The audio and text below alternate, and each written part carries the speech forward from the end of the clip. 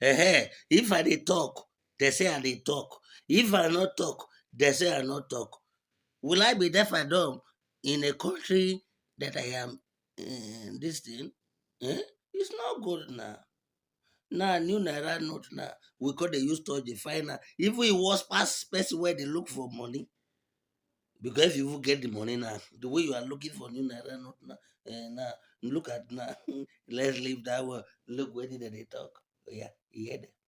Let's begin what's trending with reactions trailing comments made by the presidential candidate of the All Progressives Congress, Bola Ahmed Tinubu, during the party's presidential campaign rally in Abeokuta on Wednesday, in which he alleged that the powers that be were behind the fuel crisis and the scarcity of the new naira notes to scuttle the election. Tinubu, while addressing a mammoth crowd of APC members and supporters at the MKO Abiola International Stadium, described the forthcoming election as a superior revolution that will usher in a new government, adding that the crisis was artificially created to discourage people from voting for the APC and that they will use their PVCs to take over the government.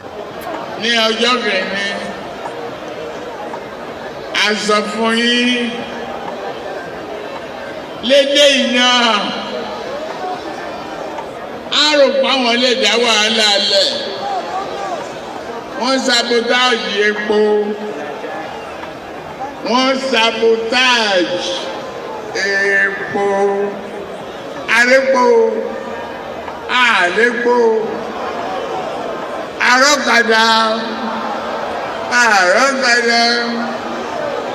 àrítràṣẹ́gbò. A máa lọ dìbò, a máa wọlé, a máa dìbò, a máa wọlé. This is a superior revolution. And when I tell you, you know what I mean. You know me.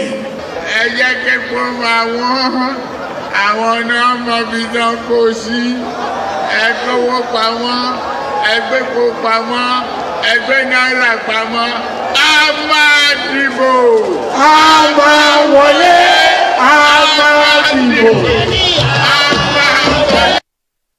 Tinubu has created another slogan, a máa wọlé.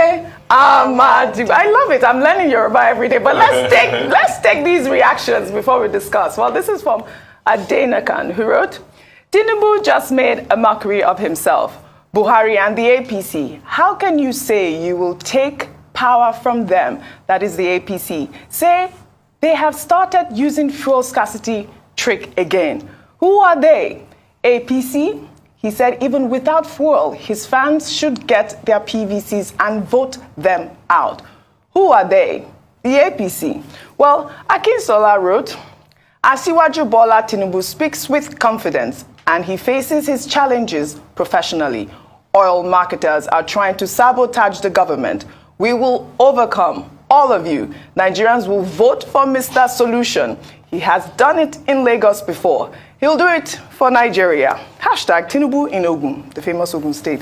Well, APC's director on new media of the PCC, Femi Fani-Kayode, echoing Tinubu, said, whatever your plans are to scuttle this election, whatever through new naira notes, fuel scarcity, or creating an atmosphere of fear and panic, you shall fail. The cat is out of the bag. We know the plan. We know who you are using. We know who is behind it. We know what to do. Well, I wonder what they know. Will you vote whether there's fuel or not?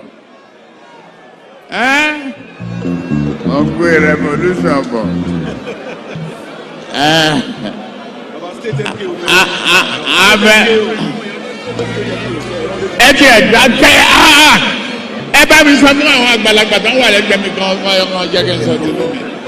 Let me continue. While reacting to Tinubu's comments, author and activist Reno Mokri posted a video of President Muhammadu Buhari responding to the CBN's cashless policy and its newly redesigned Naira notes when he was in the United Kingdom last year. Well, Reno stated Tinubu's anger with the president is because he realizes it's game over. and that he will now have to struggle for second place in the election. Let's take a look at that video. This change of currency, I think there will be people a lot of money. But time has been given from October to December, 3 months. Is enough, whatever money you have, to get it changed through a legal system. So I don't know why people are complaining about it.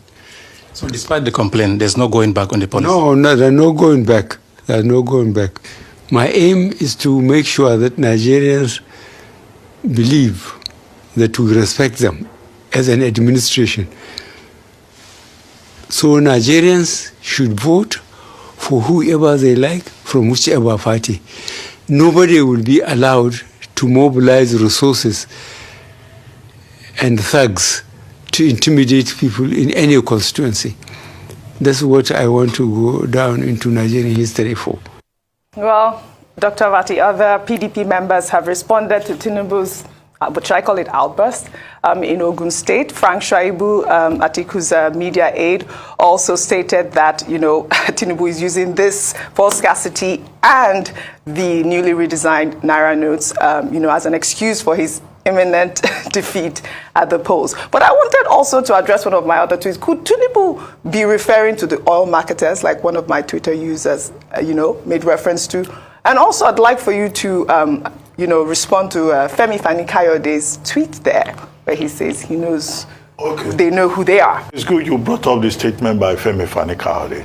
I raised the point earlier that we were hoping that perhaps, the Tinubu campaign will come forward and say this is a case of misinterpretation, mischaracterization, and misrepresentation.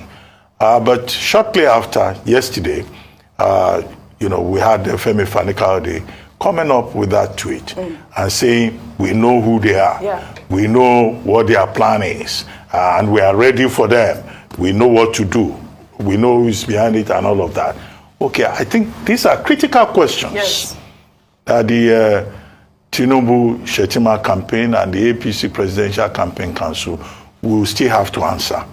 Who is behind it? What is their plan? And what do they intend to do? Apart from saying we should trek on election day if we can't get, tricycles to go and vote and serve their own purpose. However, even if we say it's innuendo that the APC presidential candidate stayed with, because he didn't mention Buhari's name expressly. But he said the powers that be. Yeah. Who are the powers that be in the country at the moment? The APC controlling government at the center. Fuel scarcity, Naira redesign. These are issues arising from state policy, either omissions or affirmations.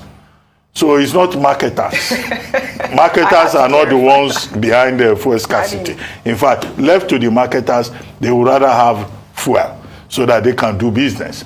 And they make specific points about what they want. Yeah. They want food deregulation.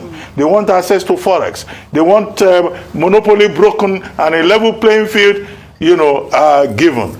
So those cannot be the problems. Because I made the point yesterday that Dapman, Ipman, Moman, they are not members of that committee that has been set up that the president is chairing. The same day that the Buhari administration announced that they had set up a committee, it was an issue for the party's presidential candidate in Abeokuta. And we made the point that this is very strange. This is the first time that I have seen, I stand to be corrected, in Nigeria, that the presidential candidate of a sitting government will throw his own party, not just under the bus, under the train, because trains have become very notorious in Nigeria now. The trains are worse than the buses. Yes. The buses are still functioning, the trains, you just carry the party, the government, threw them under the bus. I'm surprised that Garuba Shehu, maybe he has not read the news. I'm surprised because by now we expect that Garuba Shehu will have come out. Yeah. No, instead it's the PDP that is defending the president. It's the Labour Party that is defending the president. Very strange. But I repeat the advice that I gave later on, that maybe until this election holds, Asiwaju Bola Ahmed Tinubu's handlers should stop him from going to Abeokuta. Because it's like each time he goes to Abeokuta, something dramatic happens. You know, I don't know whether, you know, I don't know what is responsible for that. You know, but the other time when he talked about, no, we have good water in Abeokuta. Please, don't put down an important city that produces presidents and geniuses on a routine basis. So you know, maybe he should stay away from there, you know, so that it doesn't trigger that reaction. And then the people who were around him, they were laughing, they were echoing him. Look, psychophancy should not be a political strategy because intelligent people can see through it. They should engage their candidate and tell him that, look, certain things should not be said because you don't erode whatever gains you have made. But of course, President Buhari, I don't expect that personally President Buhari will respond. After all, he came to Lagos, he commissioned rice mill, he commissioned train, he commissioned everything. He didn't say a word. But you have him on tape here saying that Nigerians should vote for whoever they like. Whoever they like. And we've been told that the fit and proper persons under Section 131 of the Constitution and by the assessment and estimation of reasonable and right-thinking members of society should be the person that should be voted for. So the choice is yours as a member of the electorate. I don't know whether you have a PVC. I'm also not too sure. Maybe you'll be on duty on election day. But those who are not on duty, if they have PVCs, you make your choice. And it should be an informed choice. Absolutely. Nobody can dictate that to anybody. The president has said, vote whoever you want. Absolutely. And that's where I'm going to take it from, you know, the president's comment in London when he talked about the fact that people should vote whoever they want and that, you know, the cashless policy was going to stay and that he wouldn't want any thuggery during the election. People are saying, you know, this is another Ogun moment, our Ogun moment, where he goes, Emilo Khan, like it is my turn, and he is fighting back. There's a lot of inspiration. Saying he's fighting back. There's a lot of inspiration in Abeokuta. Once you drink Abeokuta water, you're inspired. And Dr. Abati, I'll prove you wrong. I think it's in the water. Okay. Can't you see that Chief Olusegun Obasanjo was walking over how many kilometers the other day at the 100-day celebration of Babji? So it's in Did the you water. see his football game? I saw his football game. He scored goals. Yes. So it's the inspiration, the bold inspiration of our mom. No, he did not only score goals. Was it hat-trick? Yes. It's called a hat-trick. And this is the January transfer window. You see? Please, maybe your team. We need Chelsea Baba Obasanjo to come and rescue your team. Rescue you because we are not scoring goals. But please, two things we should never do. It's not about Mr. Mefele.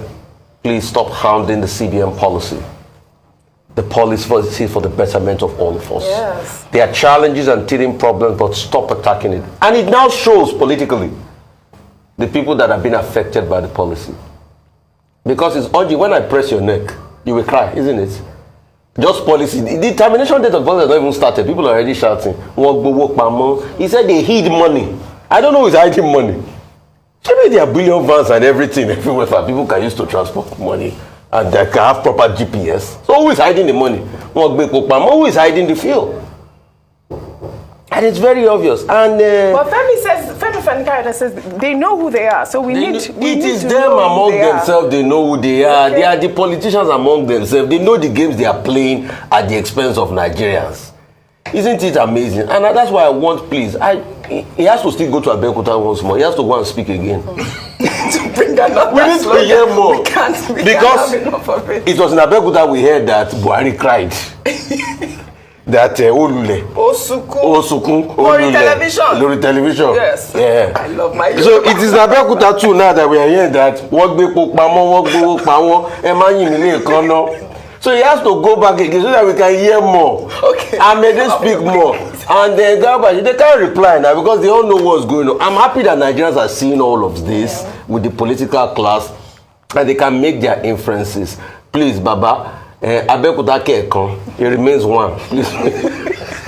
Ayo. All right. I mean, I'm glad you mentioned and brought in the perspective of the Nigerian people. Yes. When things like this happen, true winners are the Nigerian people. Yes. Because, you know, they say when two elephants fight, the grass suffers. In this case, when two elephants fight, in this case, the Nigerian people are able to truly assess the candidates and make an informed choice. At the end of the day, we can laugh about these things, but these are serious issues that we would use to analyze who should be the best candidate for us as the next president of Nigeria. Talk about, and I'll just take one statement from what he said. We know that when politicians go to the campaign grounds, they make very flowery promises. And sometimes it's difficult to decipher which is a promise, which is just trying to play with the emotions of the people. One of the statements that he made yesterday, beyond all the things he said about sabotage, was that he was going to bring down the price of petrol. That once he gets into government is going to bring it down. They're asking for 200 naira, part of sabotage.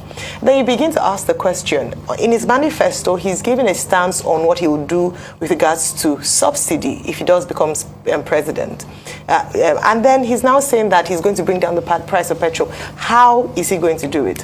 When you make promises like that, then you're telling the Nigerian people that perhaps we shouldn't take what you speak or what you say at campaign grounds very seriously if you're speaking from both sides of your mouth. So that's another aspect that we must begin to, microscopically look at and see just how truthful these people are to us. But again, with the Naira redesign policy, we can see now how much of an effect it's having, aside from the other parts of, the economy that the CBN governor identified, including reducing inflation or bringing down inflation, is the impact it would have on our next election. Well said, All right then.